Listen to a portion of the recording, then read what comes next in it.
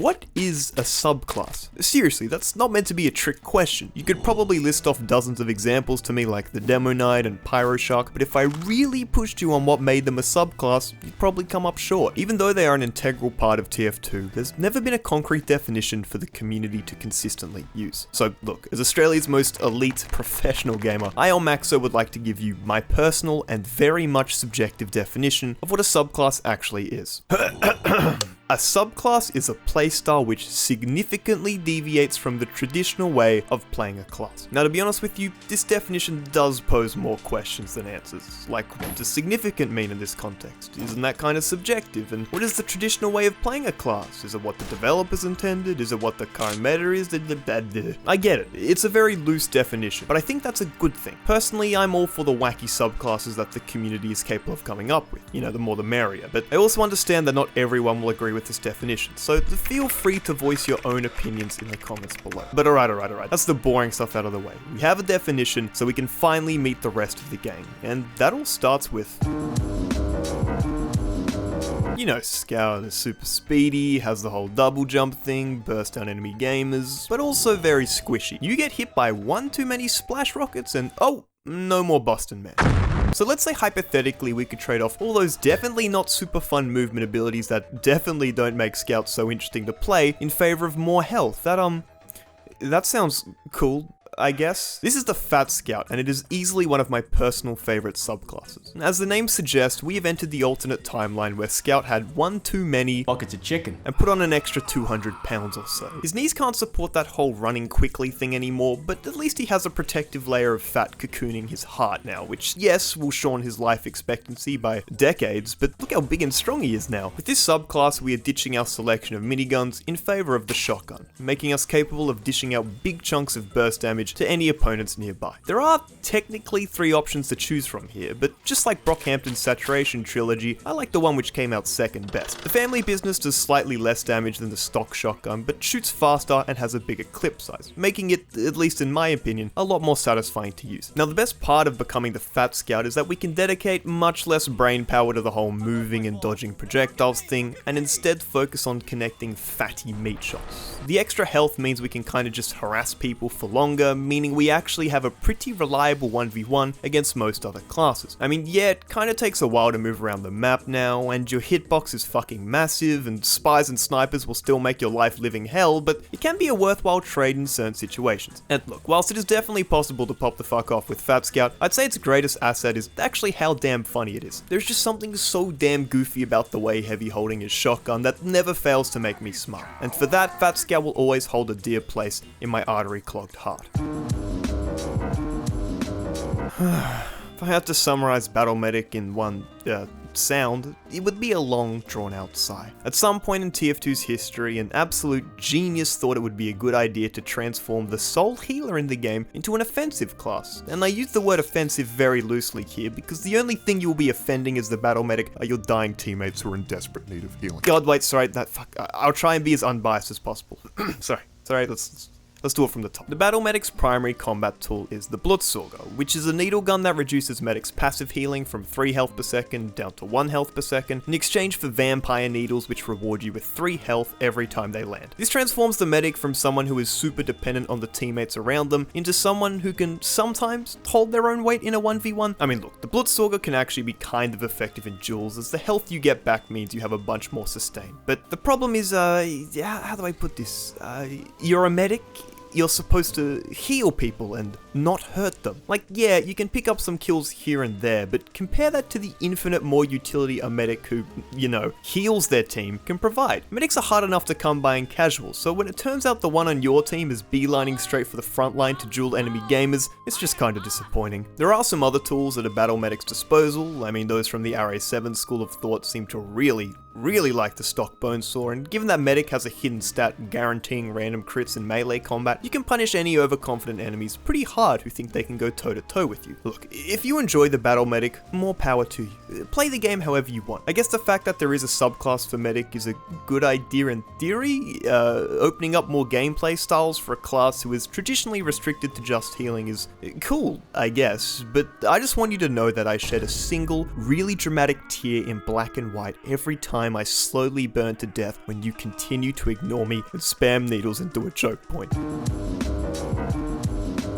You know, there are some pretty niche and wacky subclasses in TF2, but Pyro Shark especially sticks out to me because of how goddamn absurd it is. The whole playstyle revolves around one weapon and one weapon only, the Neon Annihilator. I talked a little bit about this weapon in my last video and how Pybros can use it to remove sappers, but there's also another little quirky stat to this guy. 100% critical hits versus wet players. It's a pretty strange mechanic in all honesty, but if you have recently gone for a swim in something like 2 Fort's beautiful sewers or had a bottle of human fluids thrown at you, you are classified as wet, meaning a Pyro Shark can deal a comical amount of damage to you. These kills on enemies enveloped in Girardi or Mad Milk are pretty rare to come by, and most Pyro Sharks, as the name suggests, like to inhabit open bodies of water. Think 2 Fort sewers, Lakeside. Lakeside has some water.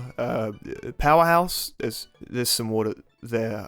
Yeah, come to think of it, these guys are pretty much only on 2 Fort. They lurk in the shadows and wait for some unfortunate soul to fall off the high ground into the murky waters before they quickly swarm them and gobble them all up. Truly grotesque, but also kind of funny. There's just something so beautiful about taking the pyromaniac, you know, pyro, Greek for fire, aka not water, and transforming them into an aquatic assassin. It is gimmicky as hell and serves absolutely no function outside of some very, very niche situations where there happens to be water in a small part of a map, where you have a scout or sniper who happens to drench an enemy in piss or milk. A lot of the time these guys will turn out to be friendlies anyway, who only act in self-defense. But if you do manage to find an aggressive one roaming around a body of water, I hope it goes without saying, but don't go in the water. When they sense blood, there will be carnage. Sniper has been at the center of balanced discussion lately, as after 15 years, some people in the community have gotten a little fed up with the fact that he can remove any light class in the game from across the map in 0.2 seconds. This does take an insane amount of skill to pull off consistently, and the solution is to just respect their sightline, but hey, I get it. There's no need to fret, because we can just actively handicap ourselves by swapping out that bolt action sniper rifle for a bow and arrow. And look, I'm gonna come straight out the gate and say it. The Huntsman is objectively worse than the sniper rifle in pretty much every way imaginable. You are less reliable at longer ranges, the projectile is more unpredictable, and you have a bunch less ammo. But, as it should be abundantly clear by now, something being bad doesn't mean something can't be fun. I've talked about the Huntsman in depth in another video, but basically, we are transforming the sniper from this long-range hit scan assassin into a mid-range projectile one. We get to embrace our inner Clash of Clans archer and launch these highly precise arrows where we calculate the wind speed, the enemy's movement pattern, and the charge time of our arrow to secure impeccable frags on enemy gamers.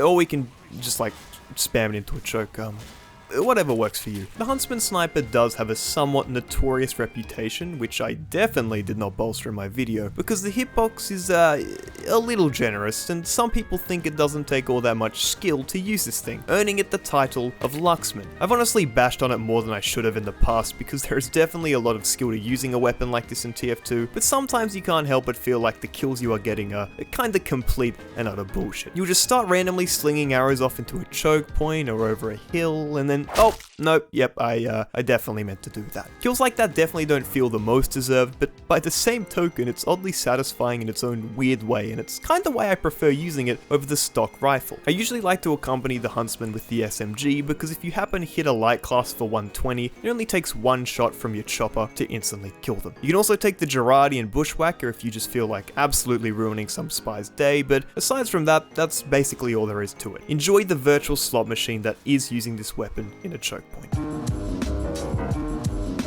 Open Google, search best boxes of all time, click literally any of the tier lists and scroll down to number 1 and tell me who you see. Floyd Mayweather. Who the fuck of... It's heavy TF2 with a record of 100 wins, all by first round knockout and no losses. As he once famously said, float like a bear and sting also like a bear. Now, what separated this Russian beast from all the other competition? Was it his agile footwork, his powerful left hook, his insane stamina? Well, No, actually, it was his buffalo steak sandwich. This secondary is core to the boxing heavy subclass, as it grants us a whole plethora of benefits. Firstly, we get a 30% movement speed increase, which makes it a lot easier for this fatty to hunt down opponents, and on top of that, we can deal guaranteed mini crits with each swing of our fist. This does unfortunately come at the cost of 20% increased damage vulnerability, and we are locked into using our melee weapon for 15 seconds, which means once we consume that tender cut of steak, we are fully committed to becoming the boxing heavy. The melee choice here is pretty obvious. If you're not using the killing gloves of boxing, you just ain't doing it right, because these things grant us 5 seconds of guaranteed crits for every kill you secure, which can lead to these disgusting chain kills where you bonk gamer after gamer after gamer. I can't lie though, this isn't the most common occurrence, because the boxing heavy is not the strongest subclass. You get kited by enemies really easily, and that extra damage vulnerability on the steak just adds insult to injury. Ideally, you'll be able to catch an enemy off guard on the flank and hit him with a clean right hook to get the ball rolling into a crit hit spree, but besides that, you're probably better off playing Demo Knight, which is a lot more feasible in most situations. You might not be able to replicate the prime performances of boxers like Muhammad Ali or Mike Tyson every time you pick this subclass, but once in a blue moon, you might just find yourself absolutely mowing through the enemy team.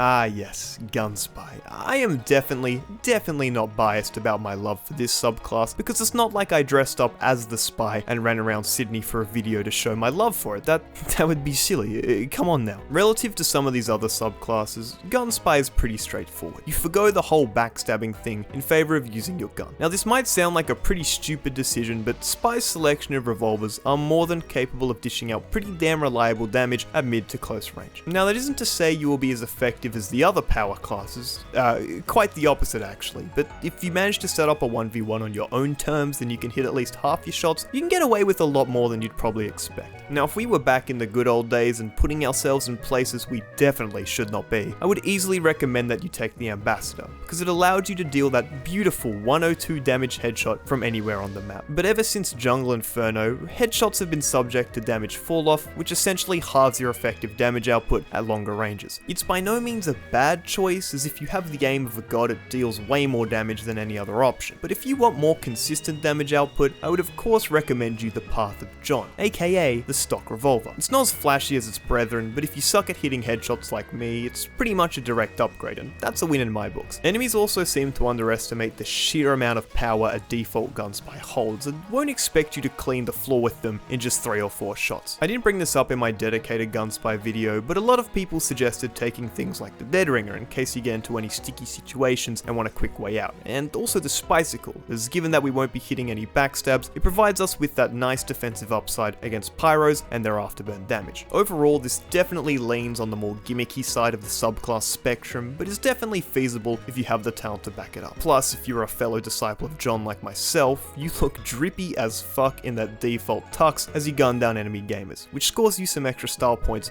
in my book.